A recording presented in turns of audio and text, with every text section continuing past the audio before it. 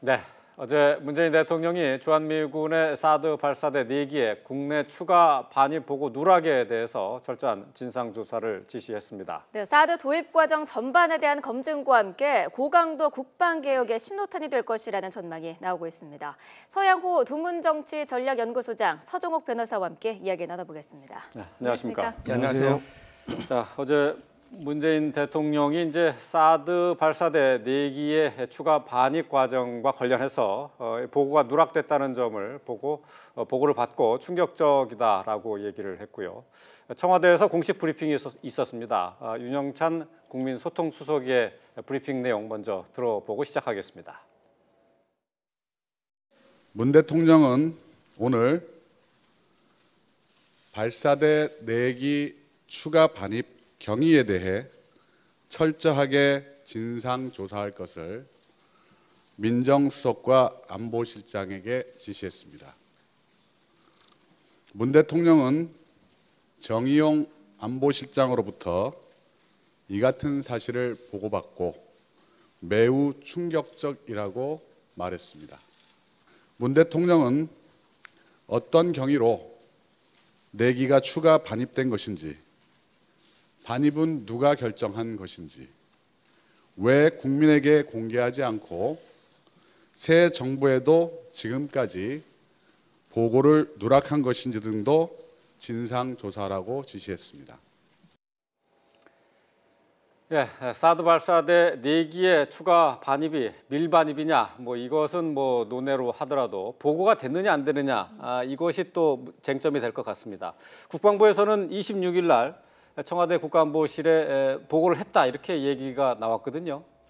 그런데 청와대는 이례적으로 안보실에서 보고받은 바 없다라고 얘기했는데 네. 아마도 국가의 안보와 국민의 안위와 직결된 문제이기 때문에 군 통수권자이자 국가 원수로서 대통령 이 문제에 대해서 좀 분명히 확인해야 될 필요성은 누구보다 절감했을 것 같다는 생각이 드는데요. 네. 문제는 전임 정부에서 추진한 것에 대한 2기에 대해서는 양해하더라도 4기에 대해서 추가로 배치된 지금 미군 부대에 보유하고 있다는 4기에 대해서 예. 조차 보고하지 않은 것에 대해서는 아마 현 정부에서 결정해야 될 문제인데 보고하지 않은 것에 대해서 대노하고 있다는 생각이 들고, 생각보다 충격적이라는 얘기를 한 이유는 예. 전부 양수겸장의 카드가 있다는 생각이 들어요. 하나는 국방개혁의 신호탄인 거고, 또 하나는 한미 정상회담을 앞두고 의도적으로 의제화시키기 위한 것 아니겠는가라는 예. 2가지 추측을 해볼 수 있을 것 같습니다. 네, 예. 말씀하신 대로 지금 국방부에서는 26일에 보고를 했다는 거고요. 청와대는 보고받은 바가 없다라는 입장인데 이거를 확인할 수 있는 방법은 없는 겁니까? 저는 이게 금방 확인이 될 거로 보고요.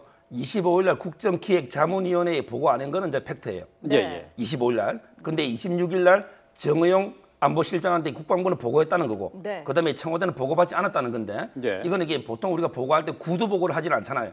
결국에 서면으로 보고를 할 테고, 예. 그럼 이게 서면을 확인해 보면 제가 보기에 금방 진실이 밝혀질 것이다. 문서로 남아 있다 이렇게 문서로 보시는 이게 거죠? 보고할 테니까 구두 보고는 안 할 테니까 예. 있다고 보고요.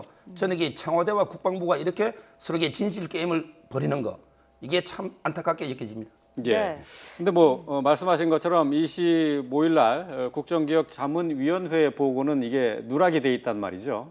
근데 이거는 글쎄요, 보고가 됐어야 되는 건데 누락이 된 것 아니냐, 그런 지적이 있을 수 있을 것 같습니다. 그렇죠. 그런데 사드 배치 보면요, 일단 이게 한 개 포대를 배치한다, 이 부분에 이게 발표가 됐고요. 예. 한 개 포대가 6개 아닙니까? 그렇죠. 그런데 그 이후에 구체적인 절차는 전부 이게 비밀 비공개를 한다고 돼 있거든요. 예. 따라서 이게 저는 25일 날 국방부가 보고를 안 한 것도 뭔가 이게 어떤 고의로 은폐하기 위한 이런 게 아니고, 네. 뭔가 이게 어떤 비밀이나 특히 이게 전략적인 무기는 NCND, 항상 이게 전략적인 모석이 중요하거든요. 근데 이거 위원들이 여러 명 있잖아요. 따라서 이게 그러면 이게 다 오픈이 될 수 있거든요. 근데 그 NCND, 그러니까 부정도 부인도 안 한다는 얘기인데 NCND. 근데 이미 보도를 통해서 사드가 국내에 들어와 있다. 그러니까 발사대 6기가 들어와 있고 2기가 이미 배치가 돼 있다라는 것은 보도가 돼 있는 상황인데, 그것조차도 글쎄 보고서에 못 올린다는 거는 좀 이해가 안 되는데요. 그거는 이제 언론에서 취재해서 아마 공론화된 거고요. 네. 실제 공식적으로 사기를 발표한 건 없잖아요. 그러면 이게 예. 제가 보기에는 뭔가 이게 위원회에서 이렇게 보고하기보다는 네. 그 다음 날 바로 이게 안보실장이 있으니까 예. 다음 날 이게 대통령한테 직접 비밀스럽게 보고할 수도 있으니까 아마 예. 국방부에서는 그렇게 생각하지 않았나 이래 추측이 됩니다. 예. 저는 그거보다도 오히려 보고를 누락한 이유가 이 배치의 합의는 그 양국의 정상들이 했을 거.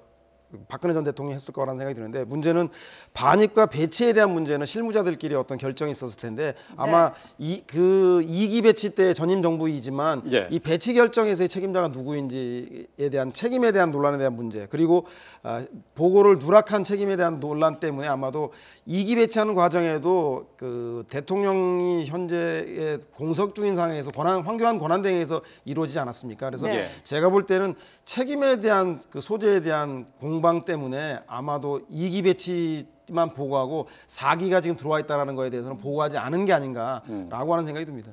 그 책임 소재 공방 때문에 사실 이 부분이 결국에는 국방개혁의 신호탄이 될 것이다라는 그런 추측이 많거든요. 그렇죠. 지금 현재 안 그래도 굳이 이것 때문에 국방개혁을 하는 건 아니지만 국방개혁을 추진할 때마다 번번이 전 정부에서 좌절됐던 이유가 국방부 내의 엄청난 저항 때문에 좌절됐는데 아마도 이번 계기를 통해서 이 보고선상에 책임 결정 사항에 있는 라인에 대한 인적인 청산, 진상규명을 통한 책임에 대한 문제에 대한 인적 청산의 문제하고 그 또 하나는 아마도 그 방산 비리라고 하는 고질적인 비리에 대해서도 곧 그 착수하겠다라고 하는 그래서 문재인발 국방 개혁의 계기로 삼는 게 아닌가 그래서 지난번 검찰의 돈봉투 사건이 검찰 개혁을 촉진시키는 계기가 됐다고 한다면 국방 개혁의 신호탄이 이 보고 누락 문제로 인해서 새로운 전기가 시작되는 거 아닌가 생각이 듭니다. 네, 말씀하신 이제 발사대 4기가 국내에 들어와 있다는 것을 보고하지 않았다는 것을 문 대통령이 문제를 삼고 충격적이다라고 얘기를 했는데요. 근데 또 다른 쟁점은 문 대통령이 과연 그러면 이 발사대 4기가 국내에 들어와 있다는 사실을 몰랐나 하는 점이 되겠습니다. 지난달 26일에 YTN이 단독 보도한 내용입니다. 사드 4기의 반입 보도 장면을 잠시 확인해보고 넘어가겠습니다. 앞서 장비 반입 몇 시간 전 고속도로에서는 심야에 성주 쪽으로 이동하는 사드 발사대 4기가 포착됐습니다. 골프장에 들어간 발사대 2기까지 사드 1개 포대를 구성하는 발사대 6기가 모두 한반도에 들어왔다는 사실이 확인된 셈입니다. 4개의 발사대가 추가로 공개됨으로써 우리 한국 배치 사드가 6대의 풀세트가 된다는 것이 증명되었고 들으신 것처럼 지난달 보도된 내용인데 YTN의 보도 내용을 통해서 다른 언론에도 역시 발사대 6개가 모두 들어왔다라는 것을 확인을 했습니다. 근데 문 대통령이 이제 이 사실을 몰랐다는 것입니까? 아니 그런 건 아닐 겁니다. 아마 제가 볼 때는 언론이 대통령 국가의 최고 통수권자는 아니지 않냐라고 하는 문제 제기인 것 같은데요. 2대를 그 기습적으로 배치하면서 알박기 배치라는 비판이 있었던 것처럼 이 4대 발사대가 들어와 있다는 것도 언론을 통해서 알려서 기정사실화하려고 했던 것이지 어떠한 정부의 공식 체계를 통해서도 보고된 바가 없다라고 하는 그런 그 국방부의 행태에 대해서 아마 강하게 분노하고 문제 제기하는 것이지 이 자체를 몰랐다는 것은 뭐 일반 국민들이나 관심 있는 사람들도 언론 보도를 통해서 인지하고 있는데 그것을 다만 국방부가 왜 국민들에게 공개하지 못하더라도 한미 간의 중요한 국방 문제이기 때문에 그렇다면 그 군 통수권자인 대통령에게 내부 보고는 했었어야 되는 거 아닌가 이런 문제에 대해서 제가 볼 때는 대통령 큰 문제의식을 느끼고 있는 것 같다는 생각이 듭니다. 또 일각에서는 그 약간 다른 면으로 그러면은 문재인 대통령이 알았으면은 먼저 보고를 하라고 요구를 할 수도 있었지 않았느냐 이런 얘기도 있거든요. 그렇죠. 이게 그 국정기획자문위원회 할 때도 만약에 이거 보고를 안 했다면 그럼 이게 위원회에서 사드는 어떻게 됐느냐 먼저 이게 보고를 요구할 수도 있는데 그런 절차를 안 거친 것도 좀 문제가 있고요. 저는 이게 이걸 계기로 뭔가 이게 국방부 그 개혁 이건데 저는 이게 그 국방부의 그 실무자는 잘못이 없다 봐요. 왜냐하면 이게 사드 배치라는 거는 정말 이게 국민의 어떤 여론이 우위에 있었고 거기에 따라서 황교안 대통령 권한 대행이나 한미 간의 합의에 의해서 사드 배치가 이루어진 거 아닙니까? 근데 그 실무자들이 무슨 잘못이 있습니까? 저는 이걸 계기로 물론 실무자들이 보고 부분 26일까지 보고를 안 했다면 그 부분에게 철저한 진상조사를 해봐야 되겠지만 사드 배치 자체를 가지고 뭐 이게 징계를 한다거나 이런 부분은 좀 문제가 있다 이렇게 보입니다. 근데 이제 이런 혼란의 처음 시작은 국방부에서는 사실 이제 사드 발사대 6개 가운데 이제 2개가 배치됐고 4개가 이제 들어와 있다는 사실 자체를 국방부에서 또 공식 인정한 적은 또 없거든요. 그렇죠. 그래서 아까처럼 한 개 포대 6개 아닙니까? 예. 거기에 합의가 됐다면 당연히 6개는 전제되고요. 사드에서 가장 중요한 거는 레이더 아닙니까? 실제 중국에서 반대하는 것도 레이더가 뭐 탐지한다. 또는 이게 전자파 환경영향 평가도 레이더 문제거든요. 예. 발사대가 이게 2개냐 6개냐. 저는 이게 본질은 아니라고 봐요.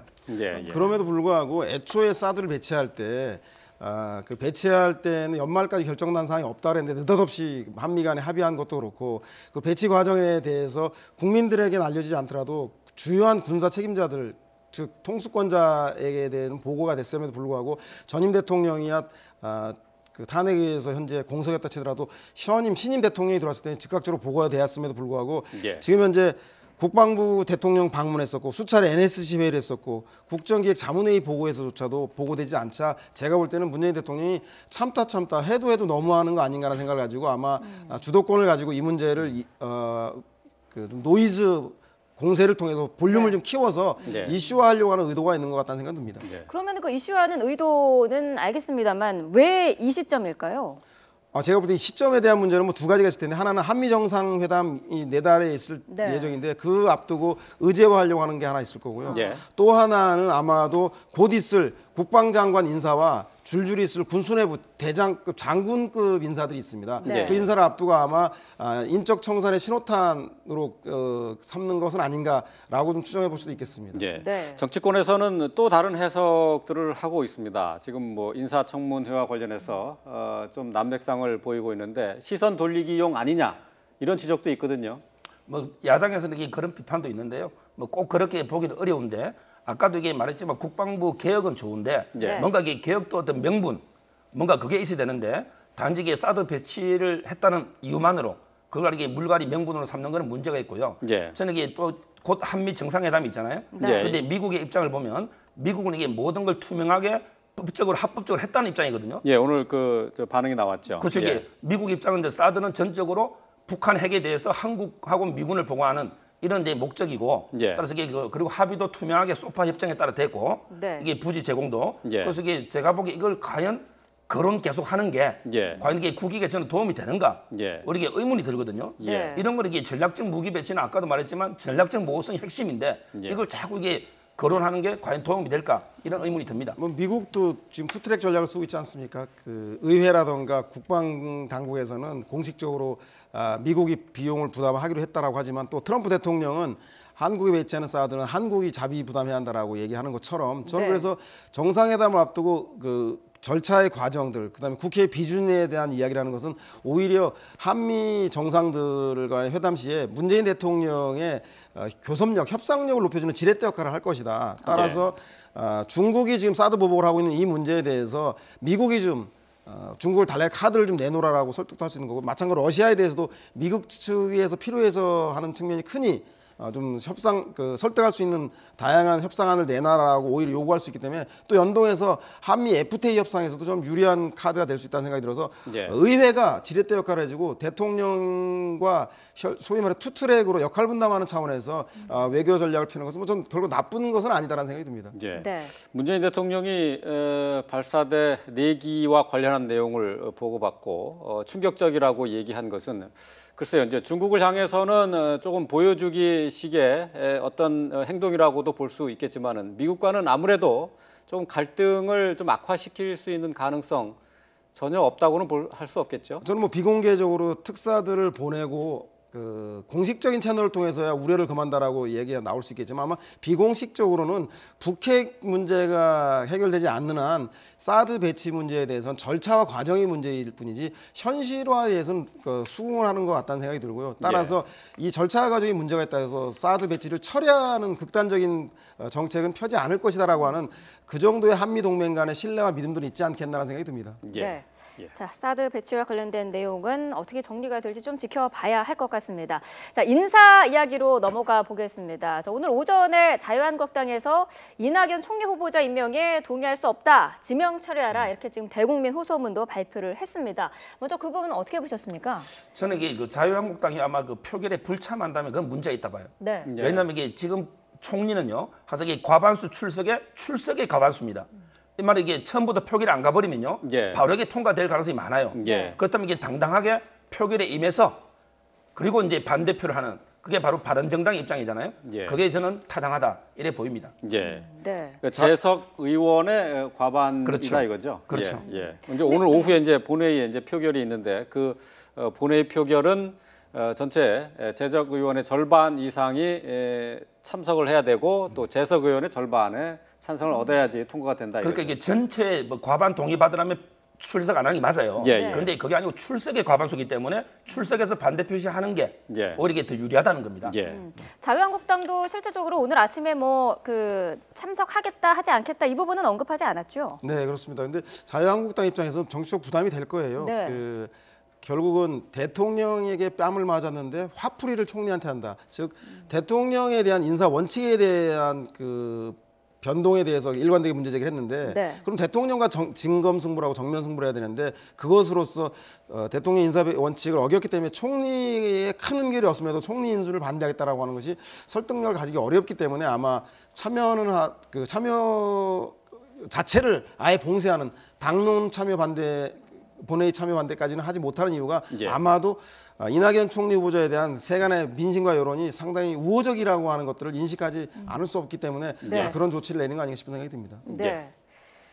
자, 어제 또 인사 발표 내용이 있었는데요. 청와대에서 발표한 내용입니다. 4개 부서의 장관 후보자에 대한 후보자 임명이 있었습니다. 민주당 현역 의원 4명을 지명을 했습니다. 자, 이 인선에 대한 기류는 좀 다른데요. 영상으로 먼저 확인을 해보겠습니다. 네 분에 대해서 지금 어떻게 평가하시는지? 정치인들이 대거 그렇게 들어가는 것은 이 체제를 빨리 그 어떤 문재인 체제로 전환하려는 이러한 방법일 수도 하나 있고 또 한 가지는 청문회에서 아무래도 정치인들이 그동안 낙마한 경우가 별로 없습니다. 그래서 그런 선례로 봐서 이번에 청문회를 쉽게 통과하기 위한 하나의 방편이 아닐까 이렇게 생각을 하고 결국은 많은 정치인들을 앞으로 더 성장시키고 키워내기 위한 수단일 수도 있다 이렇게 보고 있습니다. 네, 정우택 자유한국당 원내대표의 반응을 잠깐 들어보셨는데요. 어제 이제 그 현역 의원 4명을 임명을 했습니다. 지금 인사청문회 과정 중에 있는 이낙연 후보자 같은 경우 지금 야당의 반발을 받고 있기 때문에 아무래도 통과를 좀 쉽게 하기 위해서 이 현역 의원들을 임명한 것 아닌가 하는 분석도 많이 나오고 있어요. 네, 그렇죠. 저는 뭐 다목적 카드라고 생각이 듭니다. 하나는 총리 그 청문회를 비롯해서 현재 청문회 난항에 빠지자 청문회를 수월하게 할 수 있는 의원들을 내각에 포진함으로써 안정적으로 내각을 조기에 구성해서 국정 운영에 빈틈이 없도록 하겠다라고 하는 그런 취지도 있는 것 같고 또 하나는 네. 그 인사 면면을 보면 그러니까 지역적인 안배, 영남이라든가 충청, 호남을 적절히 안배한 지역 탕평의 의미도 있고 또 하나는 여성 내각을 들러리로 그냥 그 한직의 부서에 그 들러리로 내세우는 게 아니라 핵심적인 실세 부서인 국토부에 배치함으로써 예. 여성 할당제의 의지를 강하게 보인 다목적 카드가 있고 무엇보다도 제가 볼 때는 강경화 후보자와 김상조 후보자로 타겟이 집중되어 있는 타겟을 분산시키는 분산의 효과도 있는 그런 그 중면 전환을 하기 위한 인사권자의 재량을 발휘하는 게 아닌가 예. 그렇게 좀 해석해 볼 수 예. 있겠습니다. 네. 좀 문 대통령 입장에서는 그런 부분을 좀 분산시키려고는 하고 있는 것 같은데 김상조 공정거래위원장 후보자에 대해서는 지금 논란이 계속해서 불거지고 있어요. 그렇죠. 이게 김상조 저는 그분에게 다운 계약서부터 해가지고 예. 여러 가지 부인의 어떤 지역 특혜, 네. 그다음에 위장 전입, 또 오늘 보니까 이게 또 전매 여러 가지 의혹이 나오는데요. 아마 이게 다른 자리 몰라도 공정거래위원장에는 그렇죠. 안 맞다. 예. 왜냐하면 이게 공정거래위원회는 시장의 어떤 경제질서 공정인데 다운 계약서는 탈세거든요. 네. 저는 이게 문제 있다 보고요. 그다음에 의원 입각 있잖아요. 이것도 이게 장점 단점이 있어요. 예를 들어 이게 장점은 뭐 관료 사회를 갖다 강력하게 개혁한다. 또 네. 이게 그 정당 책임 정치를 한다. 이런 장점도 있지만 저는 이게 상권 분립의 원칙상 견제와 균형 이런 이제 비판도 있고요. 또 이게 의원이 장관될 때 포퓰리즘, 인기 영합주의 정책을 펼 수도 있고 이런 이제 장단점이 있기 때문에 좀 이게 신중하게 고민을 해봐야 되고요. 예. 그리고 이게 검증에서 현역 불패. 왜냐하면 이게 국회의원들은 자기 감싸기 위해서 거의 송곳 검증을 안 해요. 예. 이것도 이게 상당히 예. 문제 있고 같은 앞으로는 동료들로부터 검증을 받는 것이기 때문에 그렇죠. 조금 봐준다 그런 아마 이게 얘기인가요? DJ 이후에 한 번도 낙마한 적이 없어요. 예, 예. 저는 이게 상당히 검찰도 자기 가족 감싸기 있는데 의회도 심해요. 예, 저는 이게 송곳 예. 검증이 필요하다 봅니다. 예. 네. 자, 그럼에도 불구하고 이제 문 대통령이 이렇게 현역 의원들을 장관으로 전진 배치한 것은 또 차기 주자군을 만들기 위한 그런 포석일 수도 있죠. 그렇죠. 예전에 보면 장관들이 공직사에 꽂히기 때문에 입각이 출마를 하기 위한 그 사전 정치 경력으로서는 아주 주요하기 때문에 특히 지방에서의 장관이 갖는 위상은 수도권에서 대통령이 버금가기 때문에 아마 그런 그 취약 지역에서의 인재를 육성한다는 의미에서 아마 김부겸 장관 후보자인 경우에는 대구시장, 그리고 김영춘 후보자인 경우에는 부산시장 출마를 예비하는 건 아닌가라고 하는 추측이 나올 정도로 인재 육성 차원이 아주 강했다는 생각이 들고요. 다만 내년 지방선거가 바로 1년 후에 남아있기 때문에 지금 입각해서 바로 지방선거에 쓰기는 어려울 것 같다는 생각이 들고, 하지만 지금 현재 야당이 전열을 재정비하지 못한 상황에서 여당 내에서 인재 풀들을 육성하고 훌륭하게 양성시키는 그런 그 배출과 될 것만은 분명한 것 같다는 생각이 듭니다. 예. 네. 자, 오늘 오후에는 이제 국회 본회의에서 이낙연 총리 후보자에 대한 국회 인준 표결이 있습니다. 자, 이것과 관련해서 이제 빅딜설이 나오고 있는데요. 빅딜설의 이제 또 다른 주체는 강경화 외교장관 후보자, 또 그리고 김상조 공정거래위원장 후보자와 관련이 돼 있는 내용입니다.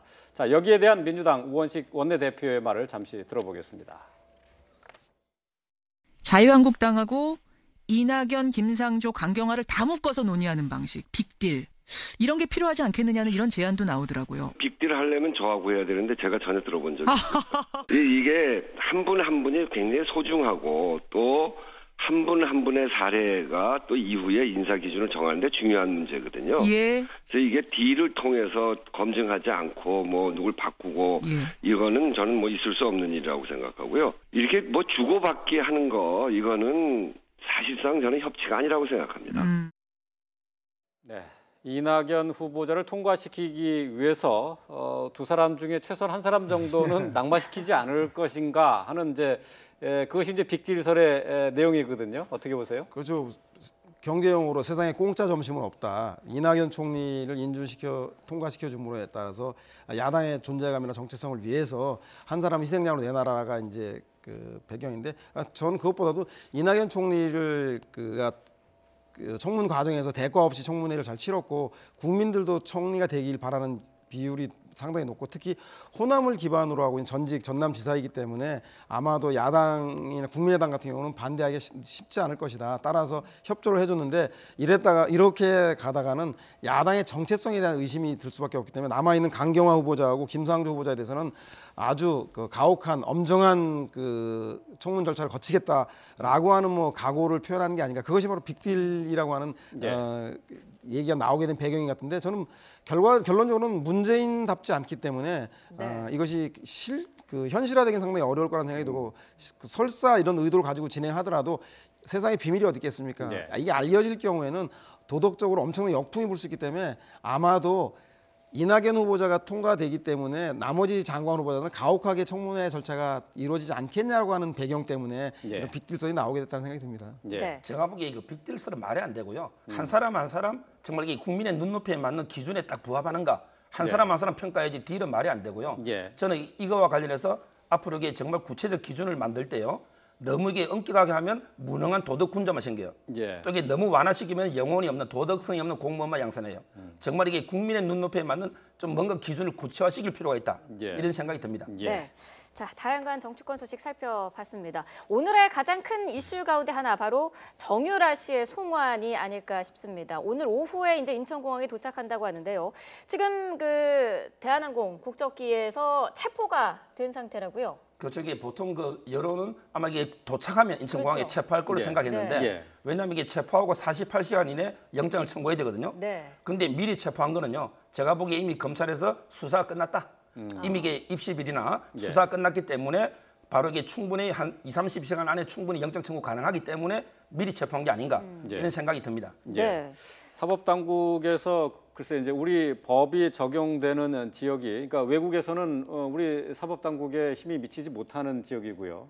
그런데 비행기를 탄 경우에는 그게 법에 적용이 되는 모양이죠? 그렇죠. 이게 국제사법에 보면요, 항상 이게 속지주의랍니다. 우리나라 영토에만 이게 그 사법권이 미치는데 예. 근데 문제는 국적 선박이나 예. 국적 항공기는 우리의 영토로 본다. 예. 이런 규정이 있습니다. 따라서 이게 다른 비행기는 안 되고 예. 국적기고 국적 선박이기 때문에 관할권이 미치는 겁니다. 아, 그렇군요. 네. 예. 공항에서의 모습이 포착되기도 했는데요. 저희가 뭐 화면으로만 봤을 때는 좀 밝은 표정이었어요. 여행하러 가는 것 같다고 보인다는 그런 사람들도 있는데 어떻게 보셨습니까? 나라가 발칵 뒤집어졌을 때도 재기발랄한 모습 보였으니까 저는 예. 뭐 정유라 씨 개인의 스타일의 문제인가 생각이 들고 네. 저는 겉모습만큼이나 속도 편할까 싶은 생각이 듭니다. 왜냐하면 네.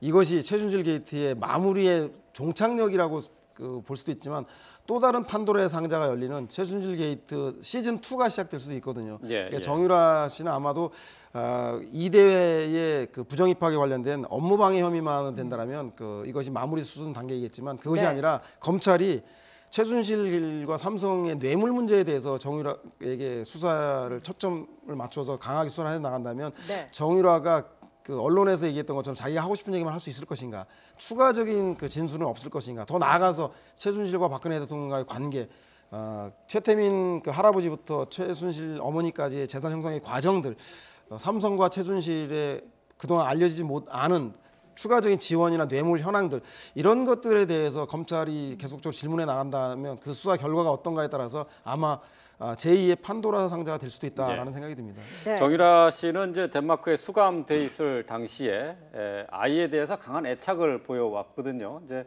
아이와 함께 지낼 수만 있다면 뭐 한국으로 돌아가는 건 문제도 아니다라고 얘기를 했는데 오늘 아이의 모습은 볼 수가 없어요. 그렇죠. 이게 원천적으로 18개월까지 그 애가 교도소에 있을 수 있고요. 예. 18개월 지나면 애를 위해서 안 됩니다. 그래서 예. 이게 원천적으로 그건 안 되는 거고요. 저는 이게 그 정유라 씨 지금 혐의가 체포영장에 3개거든요. 크게 그 업무방해, 예. 그다음에 그 뇌물, 예. 삼성 뇌물, 그리고 이제 그 범죄 수익 은닉. 거기 이제 공범으로 돼 있죠. 그렇죠. 예. 근데 여기서 중요한 게요. 업무방해가 지금 구형이 예. 김경수 학장이 5년 받았어요. 예. 이 말은 이게 법정 최고형입니다. 5년이 하기 때문에. 예. 네. 그다음에 오늘 그 총장하고 다 구형을 하거든요. 아마 이게 최경희 총장이나 예. 오늘도 이게 구형이 상당히 많이 논다면 업무방해만 해도 상당히 가볍지 않고요. 예. 그다음에 뇌물 부분은 78억. 또 이게 그 비덱스포츠 코어 그 관계 있기 때문에 이것까지 되면 10년 이상이거든요. 예. 따라서 이게 표정은 밝아도 제가 보기에 마음은 그렇지 않을 거로 보입니다. 예. 네. 예. 자, 정유라 씨 오늘 오후 3시에 인천공항을 통해서 우리나라로 들어오게 됩니다. 관련 내용까지 함께 살펴봤습니다. 서양호 두문정치전략연구소장 그리고 서정욱 변호사와 함께했습니다. 고맙습니다. 고맙습니다. 감사합니다.